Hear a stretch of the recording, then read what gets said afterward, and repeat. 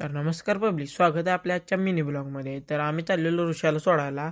ऋषाला तर काय जावं वाटत नव्हतं, तरी पण ऋषा म्हणला काय आता जाऊया. तर जाता जाता वातावरण तर एकदम मस्त झालतं. आपण पहिल्यांदा पोचलो शिवामृतमध्ये. इथेच मामा येणार होते. तर मंग्याला म्हणलं घे लस्सी, तर मंग्याने घेतली लस्सी. कॅमेराला बघून ऋषा बघा कसं करतोय.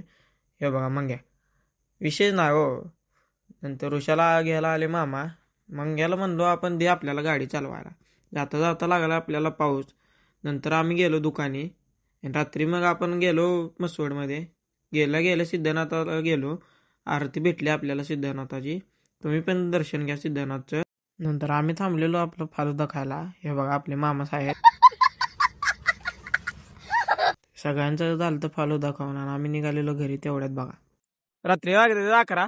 गाडी आमची पंक्चर झाली मग घाटात. आम्ही आहे घाटात आता. आम्ही तिघे जण जाय ती गेली ती पुढे ये लागली आता आमच्या सोबत. तर काय भीती वाटायला लागली. पुढे गेली ती. बोलवला आता फोन लावून हे बघा चाललाय तसं. थांब की लागा आमच्यासाठी आम्हाला इथं घाटात आम्ही एकटा येऊ पुढे चाललाय.